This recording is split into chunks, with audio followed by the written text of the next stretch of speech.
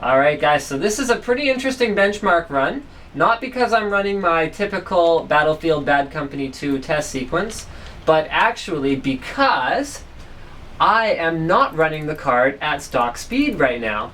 I am testing an overclocked setting on the GTX 560 Ti Twin Frozr 2 from MSI, and that overclocked setting I think is going to impress you. So what I'm doing right now is I'm getting things running pretty warm so that we have an accurate representation of what this card is going to experience in a gaming condition in terms of temperatures, in terms of noise levels, and I guess if you want to throw the camera up close to the card while I'm sort of honing AI noobs here.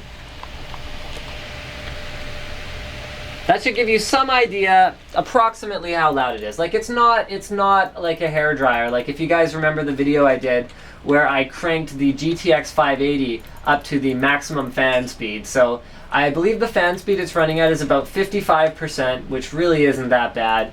And wait until you see what frequency we're running at on this GPU, because it's a bit of a milestone frequency, if you know what I mean. So yeah, the FPS are good, although it's hard to really compare when you haven't seen my original benchmark run. But I'll tell you guys now, I'll spoil one surprise, is that performance is a good 10% or more better than at stock speeds, although I've only done one benchmark run through with the overclocked setting, so there's a little bit of plus or minus because I am doing a custom run through rather than running a canned benchmark.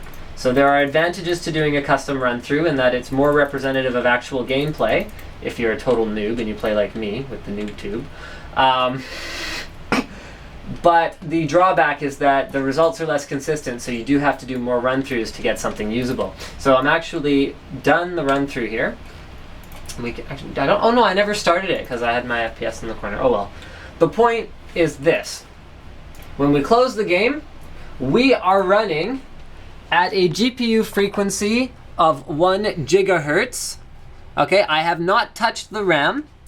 Temperatures have not gone over 62 degrees, which according to our temperature probe here, the room temps are 26. So that's only about, what, 36 some odd degrees delta between the room temperature and our max load temperatures. Fan speed, as I mentioned before, never went above, I said 55, it's actually 58%, which is quite respectable. So yes, the GTX 560 Ti Twin Frozr 2 from MSI was able to achieve an overclock up to 1 gigahertz on the core, and you can actually see the voltage we're using. I don't know if I need that much voltage because I'm just kind of tinkering around with things and dialing it in. I can probably do it with less volts than that, but even pumping volts like that through the GPU, the temperatures still barely break 60 degrees, so that's pretty cool. So thank you for checking out my little overclocking video on the GeForce GTX 560 Ti Twin Frozr 2 from MSI.